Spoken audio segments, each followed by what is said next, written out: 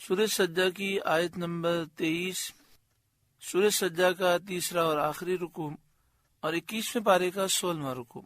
اللہ رب العالمین نے ارشاد فرمایا، وَلَقَدْ آتَيْنَا مُوسَى الْكِتَابَ، اور بے شک ہم نے موسیٰ کو کتاب عطا فرمائی، یعنی توریت عطا فرمائی۔ فَلَا تَكُنْ فِي مِرْيَةٍ مِّن لِقَائِهِ، تو تم اس کے ملنے میں شک نہ کرو، یعنی حضرت موسیٰ علیہ السلام کو جو کتاب ملی ہے اس کتاب کے ملنے میں شک نہ کرو۔ بعض مفسرین نے فرمایا یہ معنی ہے کہ حضرت موسیٰ علیہ السلام کے ملنے اور ان سے ملاقات ہونے میں شک نہ کرو۔ چنانچہ شب معراج حضور اقدس صلی اللہ علیہ وآلہ وسلم کی حضرت موسیٰ علیہ السلام سے ملاقات ہوئی، جیسا کہ احادیث میں موجود ہے۔ وَجَعَلْنَاهُ هُدًى لِبَنِي إِسْرَائِيلَ، اور ہم نے اسے بنی اسرائیل کے لیے ہدایت کیا۔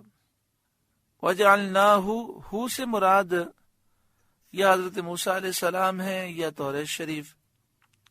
ہم نے موسیٰ کو بنی اسرائیل کے لیے ہدایت کیا اور ہم نے توریت کو بنی اسرائیل کے لیے ہدایت بنایا۔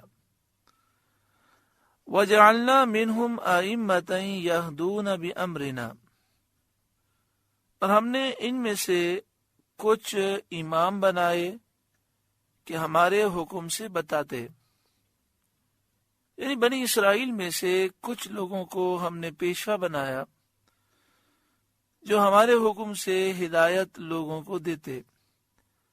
لما صبروا، جب کہ انہوں نے صبر کیا، یعنی جب بنی اسرائیل کے نیک لوگوں نے صبر کیا تو ہم نے انہیں پیشوا بنا دیا۔ کہ بنی اسرائیل کے لوگ جنہیں پیشوا بنایا گیا یہ یا تو بنی اسرائیل کے انبیاء ہیں یا انبیاء کی پیروی کرنے والے ہیں، جو لوگوں کو اللہ کی اطاعت، فرمانبرداری، اللہ کے دین اور اس کی شریعت کا اتباع، توریت کے احکام کی تعمیل کا درس دیتے ہیں۔ لما صبروا، جبکہ انہوں نے صبر کیا اپنے دین پر اور دشمنوں کی طرف سے پہنچنے والی مصیبتوں پر۔ اس سے معلوم ہوا کہ صبر کا ثمرہ امامت اور پیشوائی ہے۔ جب کوئی اللہ کا نیک بندہ دین کے معاملات میں صبر کرتا ہے، دشمنوں کی طرف سے پہنچنے والی مصیبتوں پر صبر کرتا ہے، تو اللہ تعالیٰ اسے امت کا پیشوا بناتا ہے۔ حضرت امام اعظم ابو حنیفہ رضی اللہ تعالیٰ عنہ کی زندگی دیکھیں، آپ نے کتنے کوڑے کھائے، کروڑوں حنفیوں کے آپ پیشوا ہیں۔ امام مالک نے کتنے کوڑے کھائے، آپ بھی مالکیوں کے پیشوا ہیں، تمام اشاق کے آپ پیشوا ہیں۔ اللہ تعالیٰ ان کے صدقے میں ہمیں بھی مدینہ شریف کا ادب نصیب فرمائے۔ حضرت امام حسین رضی اللہ تعالیٰ عنہ نے کتنی تکلیفیں برداشت کی، امام موسیٰ کاظم۔ تو جو تکلیفیں برداشت کرتے ہیں دین کے معاملات کی وجہ سے، دشمنوں کی طرف سے پہنچنے والی تکلیفوں مصیبتوں پر صبر کرتے ہیں، تو فرمایا اس سے معلوم ہوا کہ صبر کا ثمرہ، فائدہ امامت اور پیشوائی ہے۔ وَكَانُوا بِآيَاتِنَا يُوقِنُونَ، اور وہ ہماری آیتوں پر یقین لاتے تھے۔ إِنَّ رَبَّكَ هُوَ يَفْصِلُ بَيْنَهُمْ يَوْمَ الْقِيَامَةِ، بے شک تمہارا رب ان میں فیصلہ کر دے گا، یعنی انبیاء میں اور ان کی امتوں میں۔ بعد نے فرمایا یہاں مراد ہے مومنین اور مشرکوں میں فیصلہ فرما دے گا۔ ان ربک هو یفصل بینہم، بے شک تمہارا رب ان میں فیصلہ کر دے گا یوم القیامت، قیامت کے دن، فیما کانوا فیہ یختلفون، جس بات میں اختلاف کرتے تھے، یعنی دین کے امور کے بارے میں تم جو اختلاف کرتے تھے اللہ تعالیٰ فیصلہ فرما دے گا، اہل حق کو اور اہل باطل کو جدا جدا الگ الگ کر دے گا۔ اولم یہد لہم کم اہلکنا من قبلہم من القرون، کیا انہیں اس پر ہدایت نہ ہوئی کہ ہم نے ان سے پہلے کتنی قومیں ہلاک کر دیں؟ کیا اہل مکہ کو اس سے عبرت حاصل نہ ہوئی؟ یمشون فی مساکنہم، کہ آج یہ ان کے گھروں میں چل پھر رہے ہیں۔ یعنی کتنی امتیں، قوم عاد، قوم سمود، قوم لوط جو ہلاک ہوئیں، اور اہل مکہ جب تجارت کے سلسلے میں شام کے سفر کرتے ہیں تو ان لوگوں کے منازل اور بلاد میں سے گزرتے ہیں اور ان کی ہلاکت کے آثار دیکھتے ہیں، تو کیا انہیں عبرت نہیں ہوتی؟ ان فی ذالک لآیات، بے شک اس میں ضرور نشانیاں ہیں۔ افلا یسمعون، تو کیا سنتے نہیں جو عبرت حاصل کریں اور نصیحت حاصل کریں، پند پذیر ہوں۔ اولم یرو، اور کیا نہیں دیکھتے، انا نسوق الماء الی الارض الجرز، کہ ہم پانی بھیجتے ہیں خشک زمین کی طرف، ایسی خشک زمین جس میں سبزے کا نام و نشان نہیں ہوتا۔ فَنُخْرِجُ بِهِ زَرْعًا، پھر اس سے کھیتی نکالتے ہیں، تَأْكُلُ مِنْهُ أَنْعَامُهُمْ وَأَنفُسُهُمْ، کہ اس میں سے ان کے چوپائے اور وہ خود کھاتے ہیں، چوپائے بھوسا کھاتے ہیں اور وہ لوگ خود غلہ اناج کھاتے ہیں۔ افلا یبصرون، تو کیا انہیں سوچتا نہیں کہ وہ یہ دیکھ کر اللہ تعالیٰ کے کمال قدرت پر استدلال کریں، سوچیں سمجھیں کہ جو قادر برحق خشک زمین سے کھیتی نکالنے پر قادر ہے، مردوں کا زندہ کرنا اس کی قدرت سے کیا بعید ہے۔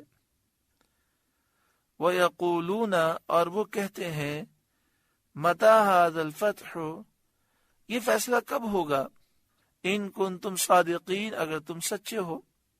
مسلمان کہا کرتے تھے کہ اللہ تعالی ہمارے اور مشرکین کے درمیان فیصلہ فرمائے گا اور فرما بردار اور نافرمان کو ان کے عمل کے مطابق جزا دے گا۔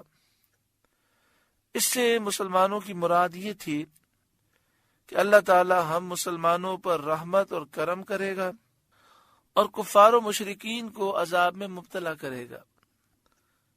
اس پر کافر بطور تمسخر اور استہزاء کہتے تھے، مذاق اڑاتے ہوئے کہتے تھے کہ یہ فیصلہ کب ہوگا، اس کا وقت کب آئے گا۔ اللہ تعالیٰ اپنے حبیب صلی اللہ علیہ وسلم سے ارشاد فرماتا ہے،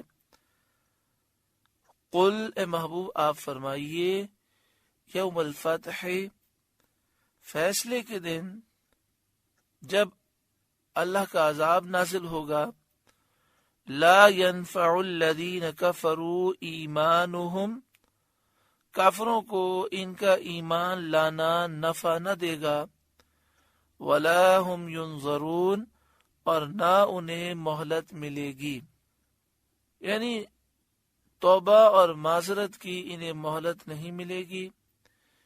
ایمان لائیں گے عذاب کو دیکھ کر، لیکن ایمان لانا فائدہ نہ دے گا۔ فیصلے کے دن سے یا تو قیامت کا دن مراد ہے، یا فتح مکہ کا دن مراد ہے، یا غزوہ بدر کا دن مراد ہے۔ تین قول ہیں۔ پہلے قول کے مطابق اگر قیامت کا دن مراد لیا جائے تو ایمان کا نافع نہ ہونا ظاہر ہے، یعنی قیامت کے دن ایمان لانا فائدہ نہ دے گا، یہ تو بات بالکل ظاہر ہے، کیونکہ ایمان وہی مقبول ہے جو دنیا میں ہو۔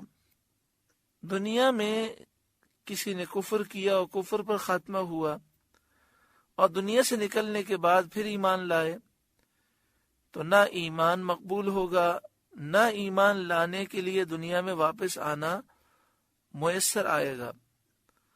اور اگر فیصلے کے دن سے غزوہ بدر کا دن مراد ہے یا فتح مکہ کے دن مراد ہے؟ تو معنی یہ ہے کہ جب کہ عذاب آ جائے اور وہ لوگ قتل ہونے لگیں تو حالت قتل میں ان کا ایمان لانا قبول نہ کیا جائے گا۔ فَأَعْرِضْ عَنْهُمْ، تو ان سے منہ پھیر لو، وَانْتَظِرْ، اور انتظار کرو، ان پر عذاب نازل ہونے کا انتظار کرو۔ اِنَّهُمْ مُنْتَظِرُونَ، بے شک انہیں بھی انتظار کرنا ہے۔ سورہ سجدہ کا درس مکمل ہوا۔ اللہ تعالی اس سورہ مبارکہ کی ہمیں پابندی سے مغرب کی نماز کے بعد تلاوت کرنے کی توفیق عطا فرمائے۔ مغرب کے بعد پڑھ سکیں سورہ سجدہ اور سورہ ملک، بہت ہی پیاری بات ہے، ورنہ عشاء کی نماز کے بعد پڑھ لیں، جیسا کہ حدیث پاک میں آیا کہ نبی اکرم صلی اللہ علیہ وآلہ وسلم آرام کرنے سے پہلے سورہ سجدہ اور سورہ ملک کی تلاوت لازمی فرماتے، چاہے سفر میں ہوتے چاہے حضر میں ہوتے۔ اللہ تعالی ہم سب کو نور قرآن پاک سے روشن منور فرمائے۔ اللہ